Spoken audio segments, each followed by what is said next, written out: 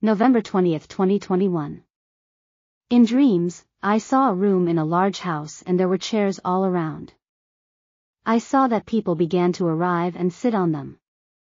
I realized that they had just finished having lunch, and one of them asked another if he wanted apples. This answered yes, and the one who offered them told him, "Catch them, or grab them, I'm going to throw them at you." He did so, and he grabbed the first apple. He threw another, smaller one, but the apple remained floating in the air and it wouldn't let itself be caught. At that moment I was told, "Speak."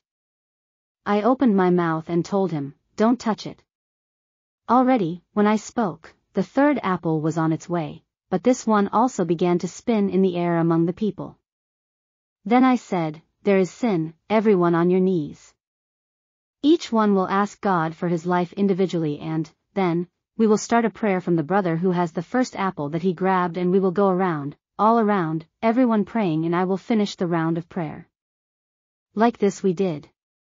Everyone poured out their hearts before the Eternal in supplication for forgiveness and prayer. While praying, and each one continued in their turn, the first apple fell to the ground, and also the second, and it stayed there until we all finished praying. They didn't move anymore. I began to exhort those present that the things of God were very, very serious and that, even at the time of food, we can dishonor him. If we eat in despair, we are gluttonous and we make mixtures that damage this living machinery that he has lent us and that, as stewards, we must take care of. The scene changed, and I found myself with the same people in a large room. There I saw that a man entered, greeted, introduced himself and began to speak, to tell a testimony that had happened to him, recently, in his life. He said, "I am an architect and a constructor. One day we were making a tower of various floors. Upon arrival, I saw the workers all at their posts, all were many.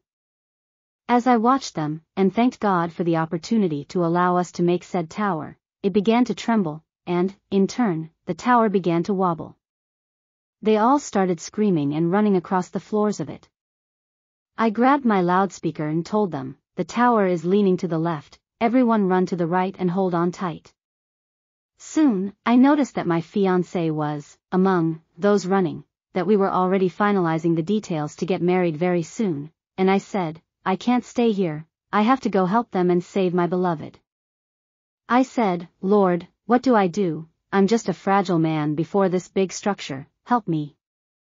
Soon, I heard a voice that said to me, "Be a counterweight Christian." A counterweight Christian? I said. What is that? And I wondered this, but I did not hesitate. I ran to the aid of everyone, and of my beloved. The structure kept moving, and when I got almost to where everyone was, I heard the voice again that told me, "Be a counterweight Christian."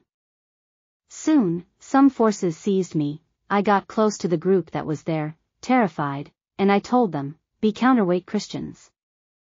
Let us all pray on our knees."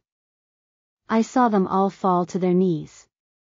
While we were all praying, there, and crying out to the Lord, while the prayers went up towards the Eternal, and the more intense they were, the less movement there was in the tower.